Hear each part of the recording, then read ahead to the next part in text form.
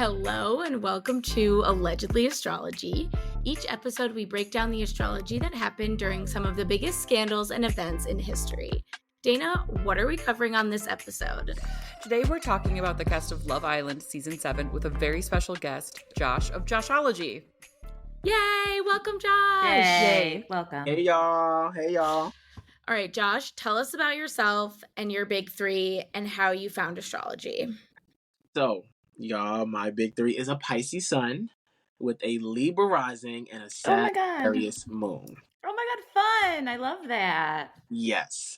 Very Jupiter energy going on in my big three, which makes sense why astrology found me, and I found her, her beautiful self. Found her in 2020. Always been into zodiac signs, but, astrology was something that I've learned in 2020 during quarantine. When I discovered a certain celebrity's Instagram, she was live. I jumped on live. She was talking about the birth charts and the zodiac signs. I didn't know anything about that. So I dove into that and looked up my chart. I was a little sad when I saw my chart because it was just nothing but Pisces down. I'm very Pisces. Pisces is so powerful. It's powerful. I've learned to love it. I learned to grow to love my chart, because I thought I was more fire, but I do have the fire moon. So at least I'll take that. But yes, and then I just started teaching in 2021.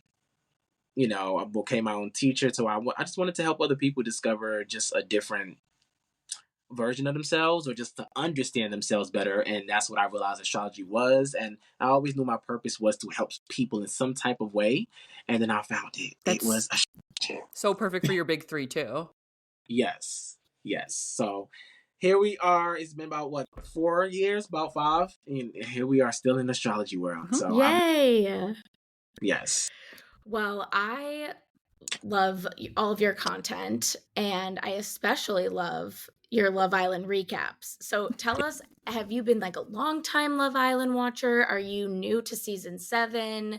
Like a lot of people are. What do you like about it? Tell us. Love Island came across my desk last year. Okay, so you're a new Love Island person. Me too.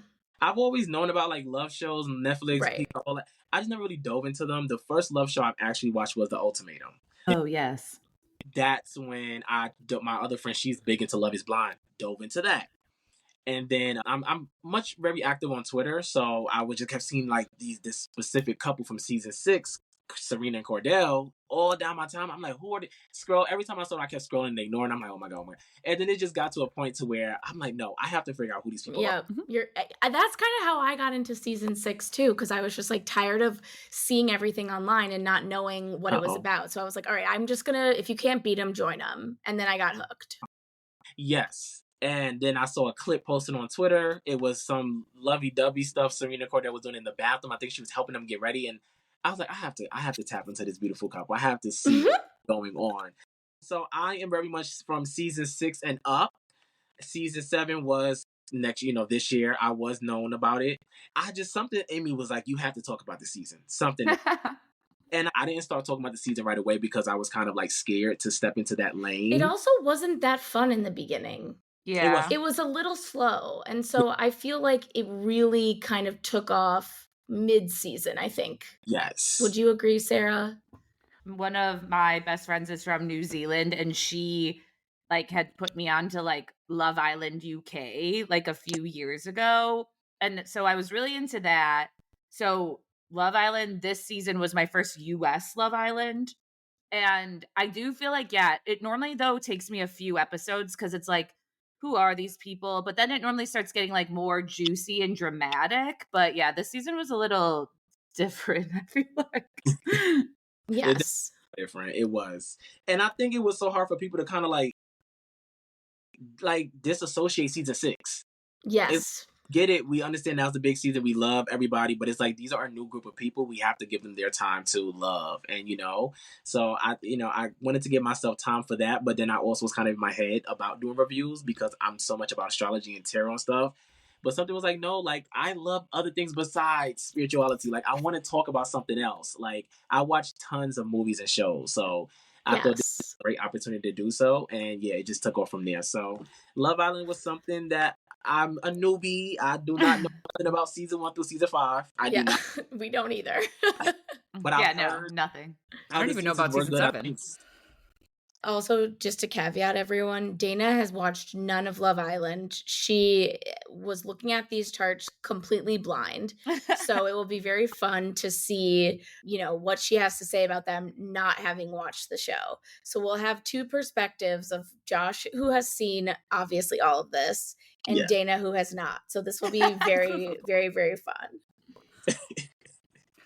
No, I'm like so intrigued about what is about Yeah, to I'm happen. excited to see what you guys. With us talking about it, Dana, Say like, about it. do you want to watch it? Does it make you want to watch No, honestly, She's not even interested. not at all. it? But I'm very interested in talking about it with you guys. I'm just not interested in myself sitting down and watching it. It Right. is a commitment. It's Yes. what, like 32 episodes or Holy something? shit. I No, mean, I'm not including watching all that. of the like after suns and stuff. Yeah, Did y'all- it's every What's an day after minus sun? Wednesday. It's like wait. a post-season recap Wait, or a post-episode I used to recap. love when MTV would do that kind of thing. It could have been another episode, or I feel like they should take away After Suns and just kind of put together like all of the deleted scenes that they don't show. Ooh. I think that Yes. because I feel like we missed out on a lot. I didn't watch that one After Sun. I know it's interview. No, Yeah, neither did I. just put together deleted scenes and let Yeah. people get more like what are we seeing that y'all are not putting in the show. I think that would be Yes. a thing to do so we could have a better understanding. Yeah. I like that. I like that idea. Yeah. All right, well, hopefully the producers are listening. Okay. But let's get into it. Okay, so for those who don't know, which is mainly just Dana, Love Island started as a British reality TV show where a group of single people go into a villa during the summer to find love, and the winning couple splits a monetary prize. In the US, it's $100,000. And Love Island has since expanded to have other spin offs like international versions and the current US version, which we're talking about. So we're specifically talking about Love Island USA season 7 because it was incredibly popular. It broke Peacock's streaming records and it attracted a ton of new viewers. I saw like a stat that was like 49% of viewers this season were brand new to Love Yeah. Island. Whoa. And it also was a huge topic on social media. I think, it was very controversial in terms of how the contestants played this year. So, yeah. Yes. So let's learn a little bit more about this season and its contestants and their astrology. So first up, drum roll please, Sarah, who are we going to talk about first? Huda. Huda. Yes. Huda. Which Okay. I have to say, one of the best nose jobs I've probably ever seen in my life. So chic for her. She is Yeah. also 24, which is wild to me. Like, I don't understand people's ages anymore. They do look way older than their age. I'm not gonna lie to you. They do. I Like when know. Ariana, who's 40, comes into that Wait, she's villa. 40? Yes. And she Damn, looks love her. fucking amazing compared to them. I think Because the I new just feel like beauty it's so standard is unnat- looking ageless, not looking a certain age. Everyone looks the same age if they're getting like the same Everyone sort looks of the same treatments age. or work, Right. I have to tap more into Ariana because my boyfriend just told me about her being on Vanderpump. Oh my I've never- god. That is something I watch. Yeah, I've never seen it. So he told me like to watch it from the beginning. I don't know Yes, if the that's first what 2 she's seasons doing. of that show are Shakespearean in their drama. It's insane. It's a bunch of like crazy narcissists who just like who destroy each other's Really? lives. Yeah. And they work at Lisa Vanderpump's restaurant. Which is the tackiest place in Sir. the world. No, yeah, I went there like just to see what it was like, and it is like a lot of like crushed purple velvet couches inside. It's like so bizarre. All right, we digress. Sarah, tell us more about Huda. Okay, she is a 24-year-old single mom. She's a mommy, as she has said on the show. She is a fitness coach and an influencer, does a lot of fitness content. And she was one of the OGs on the show. She came on from episode 1 and she was coupled up with Jeremiah. Yes. And Huda and Jeremiah had a very intense relationship and they gravitated to each other very quickly. And they kind of became like the first sort of hot topic couple because everyone in the villa was threatened by their relationship, said they were too closed off too early. And in, Love Island speak, closed off as being sort of like, exclusive. You're not going to try to explore anyone else. But their relationship, there was a lot of volatile things happening, love bombing on both sides of them. It was just kind of really cringy to watch. And Jeremiah was eventually voted out by the fellow Islanders. So Huda also like crashed out a lot on her episodes. Like she was like very emotional. She actually got a lot of internet hate saying she was super manipulative. And just to digress one more time, I heard a theory that I actually wholeheartedly believe, and that was like Ulissa, who got out like super early on. She was supposed to be the villain Right. of the season, and the producers were like, we're going to have her ride us out through like the first or second week. And we're just going to have her be the one like stirring up shit and drama. But then when she got kicked out so early, they were like, what is our storyline? So then they went like so hard against Huda and like her edit. And then they kind of had to like back off of her because like they kind of made her look like so unhinged that then they had to like give her a redemption arc kind of. Which does make sense because it honestly wasn't that dramatic for a lot of the season. Like it really was her being so like, no one look at Jeremiah. Yeah.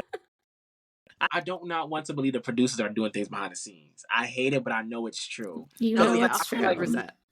Who they genuinely are, but I mean, you got to make TV, so I wouldn't be surprised. Yes.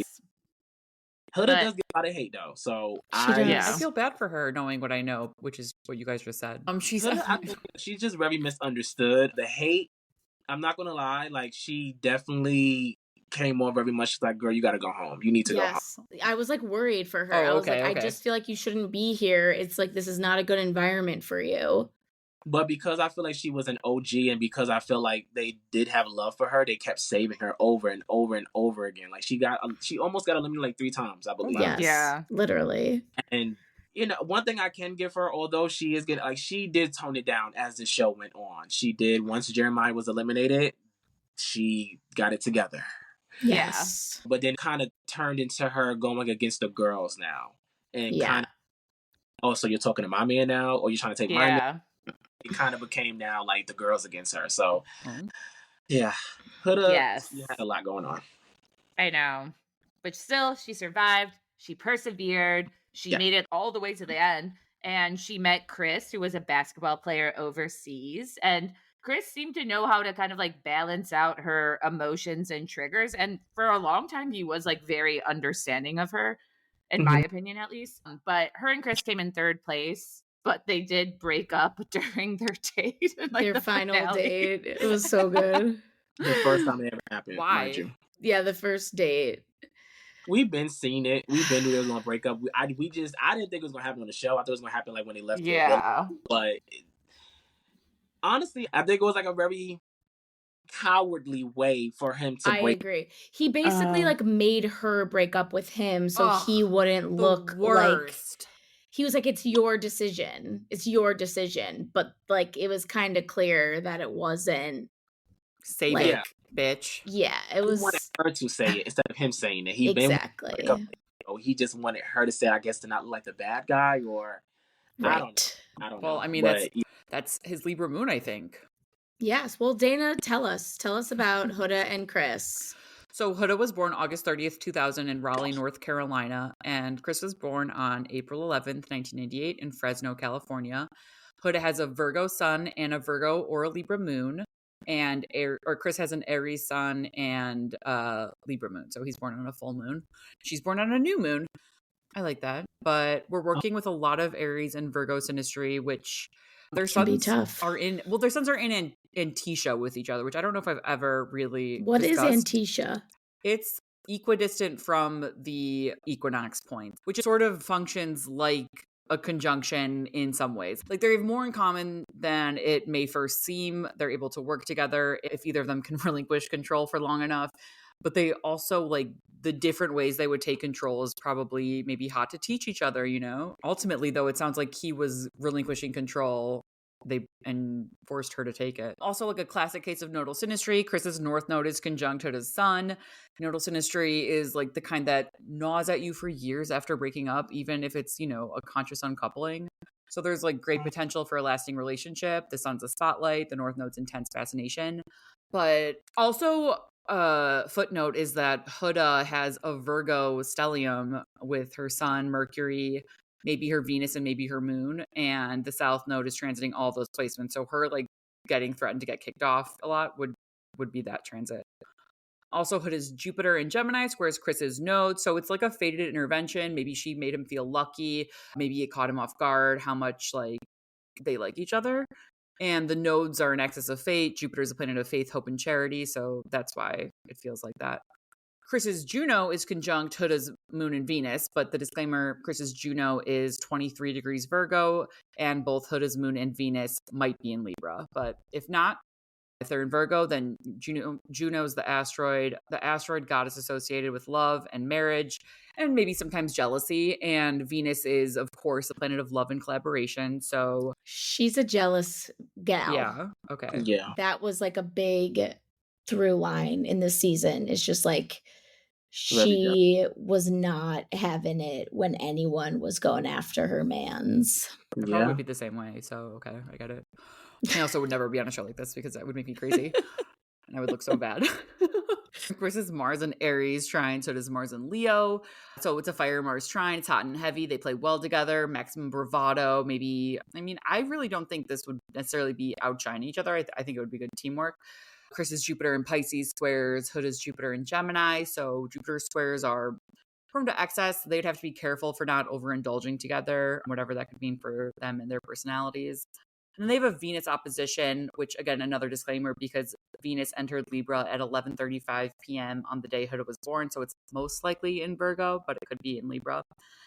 And the Venus opposition can engender understanding and wholeness in two people who are willing to meet in the middle, but they're going to have to work for it. And it could really feel like religious in the sign of Virgo and Pisces. So Venus is in Virgo, Chris is in Pisces, which, he has the upper hand, so to speak, with his being exalted, but Venus and Virgo, sometimes I think the dignity scheme is just really outdated. I was thinking about all the Venus Virgos I know who are, not at a lack for love. But it does also make sense why she maybe was so afraid of losing it, losing her men. Yeah. But she's probably lost before. She's Virgo down. She has a lot of Virgo in her chart, and he has a lot of Aries. Having a sister that is an Aries and her ex-husband is a Virgo. Wow. Ex-husband, key word there. Technically still her husband. She's still going through a damn divorce. Oh, jeez. It's crazy. And like they did make a great team together, especially when it pertains to like work and like hustling. And they was able to really make a lot of money, but the love just wasn't there correctly. But it's just like, I'm just noticing like this pattern with Aries and Virgo. It's like they can work together, but to a certain limit. Sure. And then it becomes a little too much. And, seeing if this, him having his Mars in her 12th house is like very like, oh, interesting, Ooh. Especially even with how he broke up with her is like very much just like he had other intentions. Like, I don't know, it gives like trustworthy issues with the Mars in the 12th house. So her Mars is in the 12th from her sun. I feel like there's going to be major trust issues with that. That just gives trust issues right there. Yeah, she has major trust issues. Yeah, and I just feel like it is in the 12th is like a lot of unhealed energy. I feel like she does come with like a lot of emotional baggage, and I feel like that's why she moves the way she moves. Oh, 100%. And it's like I feel like Huda is such a good girl. Now, I'm not on this hate train. I understand everybody is very much, they don't like her, and even when people see that they do, it's like, oh, I can't talk to you no more as a friend because you like Huda. And it's just like, it's not that serious. Like, it's not that serious. Please call in if you have completely ended a friendship because of Huda. Yeah, literally. That would be crazy. But yeah, I was surprised at how many fans she had and how many people saw themselves in her, which really scared me, honestly, for this generation. She is a deeply insecure person. Mm-hmm. And it was sad to kind of see that unfold. So I don't know, but she ended up kind of like winning at the end because she left with the most followers. Oh. Yeah. She's the one that blew up the biggest from the show, absolutely. Which is Yes. crazy because of everything that she went through on the show. You would think she's the most hated. You would think they treat her Exactly. like Cierra. They don't even treat her like they treat Cierra. It's just like she No. gets a lot of love, So yeah, Huda has a strong fan base. Yes. Good for Well, her. that's a good segue into our next part of the episode because we have Cierra next. She was a bombshell that was brought in pretty early, I think an early bombshell. She coupled up with Nick and they continued to build their connection throughout the season. It was a day 2 bombshell. I think the very first bombshell. Oh my god. Okay. I thought she was an OG this whole time. I That's mean, a phenomenal. day 2 basically is a day 1. In the grand scheme of things, it's Okay. pretty close. Wow. Oh Okay. yeah, because I think they had to bring her in because of Ulissa. Yes. How they had to just pull her I so think they fast. were gonna probably hold her for later, but then Ulissa got kicked off, and then she was part of that blindfold kissing challenge. Okay. Gotcha. Makes sense. Okay. Sorry. Yes. But Cierra was at first, I feel like, by a lot of fans, really adored. People liked how she talked. This later would be turned against her, but people did like how she presented herself and thought she was very media trained. And she did kind of put herself out there as a very chill, cool type of girl. But then she got removed from the house due to some social media content she made in the past that used an Asian slur. And there were several posts about it. So awkward. So then her and Nick were no more. And that left Nick to couple up with Olandria. And Nick and Olandria were always friends, but they were both always coupled up with other people. Nick with Cierra and Olandria with Taylor. And then during an elimination, during Casa Amor, they were both kicked out, which normally means your time in the villa is done. But they were given the chance to couple up and stay on the show, but they would have to stay on together. Yes, and I personally am so interested to know about their synastry because I never look at the charts. But I do feel like the producers put this together because they had nothing left in the season and they knew everybody wanted them to be together. So they made this weird thing we're going to kick you out and we're going to offer that you could stay if you couple up. I don't know. Very weird how it happened. Very weird. Manufacturing I adversity. know. All right, Dana, do we think their attraction is real or manufactured? I think it's everything's real. Yeah, okay. Okay, so Olandria was born May 29th, 1998 in Decatur, Alabama, and Nick was born March 15th, 2001 in Miami, Florida. And just a note on that, there is some conflicting things online saying his birthday is March 20th, but Josh has noted that he has a birthday post on March 15th. Good sleuthing, Josh. And so we're going with that birthday. yeah, we should probably just assume that he's a Scorpio rising. Because I feel like they're so good at hiding their. I'm not going to actually assume that in this, but okay. So Olandria has a Gemini sun and either a Cancer or a Leo moon. The moon entered Leo at 1:37 p.m. on her date of birth, so it's almost 50-50. And Nick, just like Josh, has a Pisces sun and a Sagittarius moon. Fun. So they have very fun. yeah, especially with Gemini, and if it's a Leo moon, that would be that is a really fun big four. Yeah. So they have dual Sun Jupiter synastry, which I love for them, which means that their suns and Jupiters are in each other's signs. Nick's Jupiter in Gemini is conjunct Olandria's Sun and Mars, and Olandria's Jupiter in Pisces is conjunct Nick's Sun. So the Sun's a spotlight, Jupiter's a planet of goodwill, luck, and generosity. They'll feel, lucky to be together, both of them. It's a mutual luck. And then their Mercuries are square and fixed signs, which I think is... Nick's Mercury is in Aquarius. It's squaring Olandria's Mercury in Taurus. It's kind of like when an immovable object meets an immovable object. They maybe, but if they agree on something, I bet it feels so good. If they have the same shit to talk, I bet that feels like heroin. And Nick's Saturn in Taurus is conjunct Olandria's Mercury. So Saturn's a planet of repression, but also commitment. And Mercury's a planet of communication and making sense of things in the world around you, connecting with others, connecting with the world. Nick can shut down Olandria's bids for connection or conversation, or maybe not even understand that she's reaching out. And it could be caught in a bad romance. And then Olandria's Mars in Gemini is opposite Nick's Mars in Sagittarius. And this is so fun. Banter is foreplay. They both would spark each other's curiosity. Sagittarius, Gemini, Synastry is just fun, generally. Definitely. I like both of the whole square Mercury and Aquarius square with the Mercury and Taurus. I think this is one of the reasons why many people kind of like, you have some people that believe in them together, and then you have some people that don't. Like, I didn't believe with the whole Nicolandria thing for a minute. I was not on that train until like the last few 3 episodes, because I'm like, no, they don't. They don't. But yeah, it was just a weird vibe. yes, But you're right. I kind of got on board a little bit. And I don't know if it's because I saw a lot of fan edits of them. And like, I don't know. I couldn't really tell. But I'm not anti, but I'm not like a stan. I feel sort of neutral in the middle right now. I do think that Nick is attracted to her because, like, from the beginning, remember in the blindfold challenge or when they had to kiss whoever when they were all in the circle, he went and kissed her again. Yeah. Wait, please tell me about this and challenge. that was like one of the first episodes. What? Please tell me what this challenge was. It was like they were all sitting in a circle and they were all blindfolded.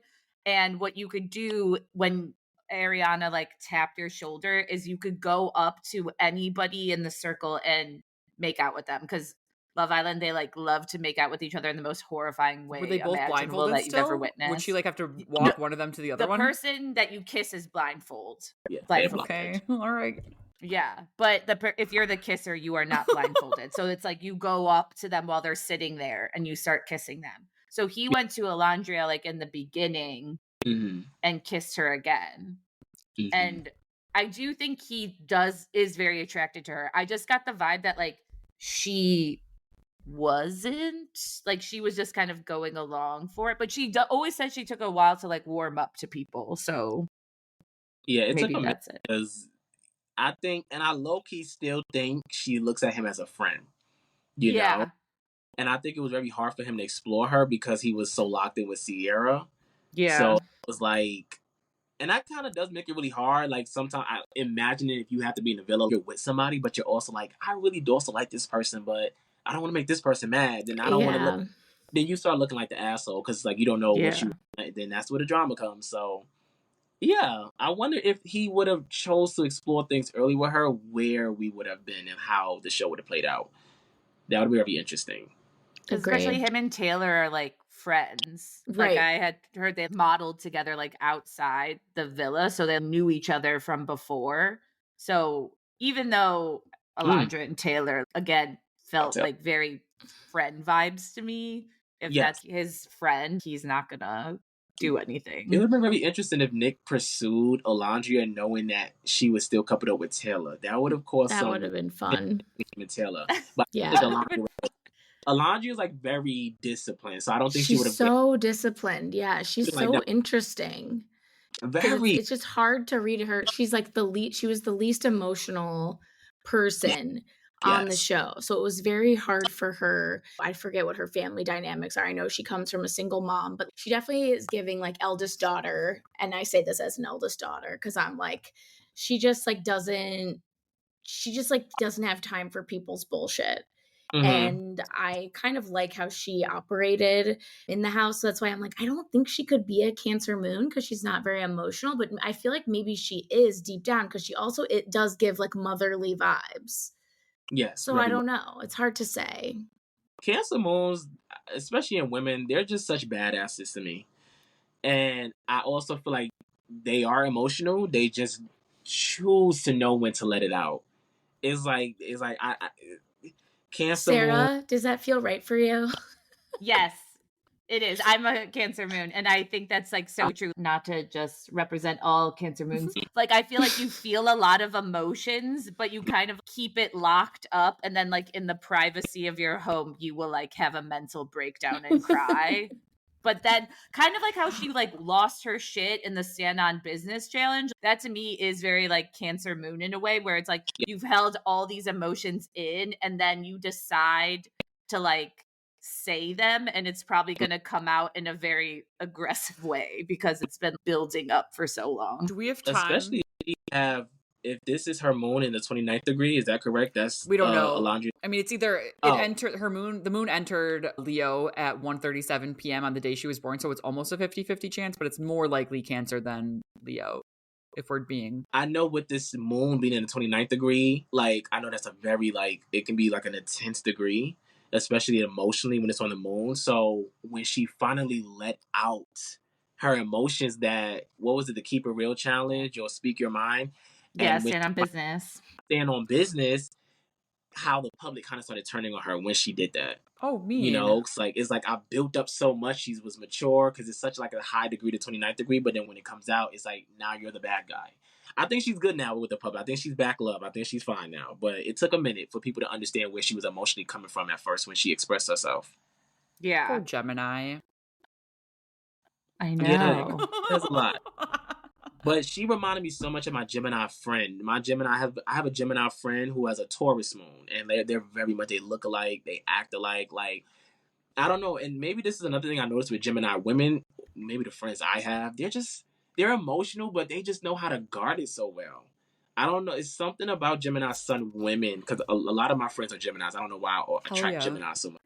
They just know how to protect themselves in ways to where it's like they're going to say what they have to say, but you'll see another side of them when you really get them by themselves. It's very interesting. Yeah. So, okay, so let's compare quickly Nick and Olandria to Nick and Cierra because a lot of people said Nick and Cierra was the stronger connection, but Dana, let's kick it off with Cierra. I'll be real and say up top that I agree with a lot of people who said that. Sierra was Hmm. born on October 9th, 1999 in Chicago. She has no birth time, but she said that she's a Libra sun and moon and a Virgo rising. So Sierra and Nick have more in common, which I guess could also be friend vibes. But the basis of any good relationship is friendship, right? So Sierra and Nick have more in common. Their Saturns are conjunct in Taurus, their Mars are conjunct in Sagittarius, and I'm using whole sign aspects here. But they're going to experience the same transits to their malefics at the same times. So they would be able to go through things together, which would engender empathy and understanding. They'd be going through similar tough times at the same time. I mean, not the exact same, of course, but they could really get each other. And then Nick's Jupiter in Taurus is opposite Sierra's Mercury in Scorpio. So Mercury is conversation, and in Scorpio, it's calculated and tight lipped. Jupiter is a planet of openness, and in Taurus, it's patient and honestly, sometimes just not even that interested, you know? But that could ultimately get them to open up to each other slowly. You know, Nick's Venus retrograde in Aries is opposite Sierra's Sun and Moon in Libra. So Venus is a planet of love, and in Aries, it's more likely to chase than wait around hoping to attract. And the Sun and Moon in Libra love to be chased, so this bodes well for them. But Nick could be maybe very intense at times, and Sierra might like withdraw and like default to appeasing. That's just one dynamic that could occur in the relationship. But yeah, I would say generally, if I'm like a matchmaker, I'm picking this out for a relationship that will last. And if I am a reality TV show producer, I'm picking Olandria or Sierra. Who was the first one? Olandria and Nick, because I think Mars and Gemini opposite Mars and Sagittarius would be more fun to watch. Interesting. Okay. What do you think? Looking at both charts, I do feel like when it pertains to maybe more fun, I agree. I do feel like that's the Nicolandria. What gives more long lasting, I would say him and Sierra. Oh, for sure. Definitely, I would say him and Sierra, especially if, I know these are not like the accurate birth charms, but the North Node and the 11th house and how possessive he became of her and how quickly he wanted to let. He did at some point in the show locked in or made it exclusive. On this show, when you make it exclusive, that means you don't want to talk to anybody else. Okay. So he wanted to exclusively lock in with her, but he did that once another cast member, another Islander came in and was interested in her. He became jealous. He became very controlling in ways. So once I seen that side of him, I was like, oh, I gotta look up his birth chart. And that's when I discovered that Aries Venus. I was like, okay, there he go. Like passionate fighters. Like they will fight for their lovers. So yeah, I definitely feel like it sucked because with the whole Sierra getting eliminated, like I would have loved to see where that went. I hate how they just kind of had to like move past it and like act like it didn't exist. But I really Yeah. do feel like him and Sierra has something really good, but I don't know if that. I'm pretty sure that would never happen again. So when we talk about Nick and Sierra and Alandria, there is kind of like a fourth person in the mix who was Taylor. And Taylor and Alandria were coupled up from the very beginning of the show. They also were OGs. But again, they seem to have like more friend vibes than romantic. In fact, like to me, Taylor's personality didn't really come out until he coupled up with Clark. I think when he met Clark, I was like, oh, you actually speak? Like, because they never would show him. Right. But let's check out his chart with Alandria. All right. Well, I mean, I'm shocked again because I thought this was pretty good. So Taylor was born June 2nd, 2000 in Oklahoma City, and he has a Gemini sun and moon. And this is my favorite synastry I've seen so far. And yes, I am biased to the massive Gemini, I guess, connection that they have. But Taylor's Saturn in Taurus is also conjunct Alandria's Mercury, just like Josh's was. But Taylor was born on a grand conjunction of Jupiter and Saturn. So his Jupiter is also conjunct her Mercury. And I like this a lot. Jupiter is a planet of feeling good. Saturn is a planet of commitment. And when these planets are conjunct a partner's Mercury, there's openness, commitment. They could have similar standards. And especially like in the extremely steadfast and famously cagey sign of Taurus, it could really get on well together. And then there's like the symphony of Gemini that I'm very excited about. Dana loves a symphony of Gemini. And right. So their suns and their Mars are conjunct in Gemini, and this is like two raccoons running around in the night, mating and sowing chaos intermittently. With Taylor's Venus and Moon in the mix, there's love and magnetism and emotions. And then I think that's so hot. Good for them. Still flighty as hell, though. And both have Saturn conjunct a benefic, which I think is interesting. It brings a serious tone to both of them. So Alandria's Venus and Saturn are conjunct in Aries, and Taylor's Jupiter and Saturn are conjunct in Taurus. So it's not quite the same struggle, but they both desire security, and maybe they both have a wound they could connect on. Did you like them together? No. Oh, okay. Not interesting. That's really good to know. Did you like Taylor and Clark?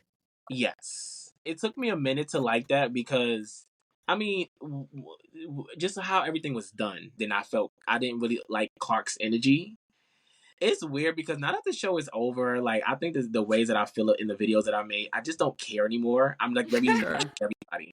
I'm very new. But I had so many feelings during it, and I'm still like want to follow them, and I'm excited to watch the reunion. Yeah. But yeah, it's definitely calmed down a little bit. Like, I still follow them. I still, make sure I do, check up with everything that they're doing. But it's just like oh, I like him, I don't like her, I like her, I don't like. It's like that kind of went away. So when I see these fandoms and like, oh my God, we don't like Huda, it's like, okay, the show's over, y'all. Let's actually try to get to know them. Let's see who they really are. Let's see.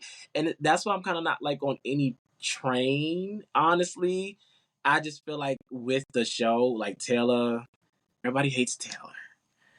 I don't know. Taylor I do wish he would have just did the whole Alandria thing different. Do not lead her on if you know you genuinely did not like her. Yeah, fuck you, Taylor. He really could have. She had the opportunity to explore with a different guy. His name was Jalen. He wasn't on the show for long. And I would have loved to see where that went. But, of course, he got eliminated because, they kind of chose to save Huda again. So, it was like, I do feel like with this situation, I'm happy that Alandria do have Nick. I don't know if it's going to last, but it's better than what she had with Taylor. I'll say that. Yeah. Interesting. Well, I think, too, with the Taylor hate, on one hand, I think it's not fair of the fans to be mad that he like explored a different connection, because that's what you're supposed to do on Love Island. But yeah, I totally agree. I think he did lead Alandria on. I would love to know what their birth times are, because I want to know like what houses all of this stuff is landing in, because it just did feel like they were just friends. There felt like there was like no sexual chemistry. Like, I'm sure maybe they definitely got along. It seemed like, I don't know, even when they kissed, it was like forced, So, and Alandria like made out with everyone. When she would do the challenges, she would be like so aggressive. And then with him, she'd just be like a little. But Alandria is just an awkward girl. I'm not gonna lie. I watched her. I was like observing her. I'm like, she's awkward with everybody. Like, awkward with Jalen, Taylor, Nick, and I think that's why people kind of get so confused on, do you like these boys or not? So before I read her chart, I thought she was like Saturn down. I'm like, you kind of get Saturn or something. Like, you're very much just like headstrong. But I don't know. Alandria's very awkward, and I do feel like besides what Taylor did with Alandria, Taylor didn't really do anything wrong in the show. besides the whole leading Alondria on. Other than Yeah. that, he has space to explore who you want to explore. Like, we can't be really angry with that. It's just how everything played out. And then even when he knew for sure he was going to lock in with Clark, he was still giving Alondria vibes that he still wanted to explore her. Like, Yeah. that last conversation that they had. So it's kind of like, Taylor, why would you do that? Why are you still saying that you're still open? Like, I just think he didn't want to hurt her feelings, so I think he was just trying to be nice. But it's like, Taylor, you have to learn how to stand on business. You got to stand, put your foot down and be like, I don't want this anymore, Well, that was weird at the Stand on Business challenge, like talking about Taylor when she would be like, everyone knows we went through so much. And I was like, what are you talking about? What did you go through? Flatlined relationship. Can we detail the Stand on Business? Oh my God. Oh my God. It honestly was probably the most like dramatic episode of the whole season. They basically had to write these cards to each person and like tell them basically what they hated about the person. And then the person had to stand up in front of everyone and read it out loud.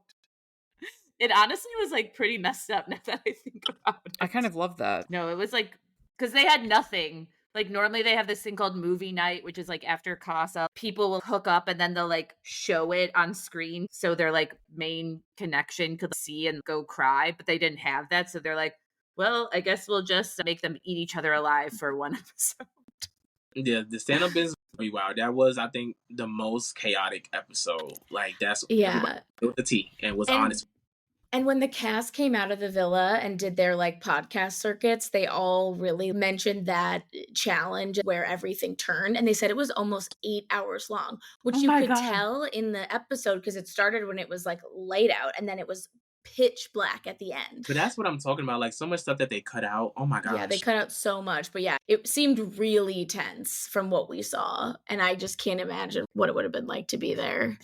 I wanted to see everything. Everybody. I know. I would just watch that. Just watch it. Just watch that whole thing. Give us everything that was said because, we don't know if these people are being told what we're saying outside. They don't know what we're saying. So it's just like, hey, like, are y'all saying the same things that we are seeing on, at home? Know.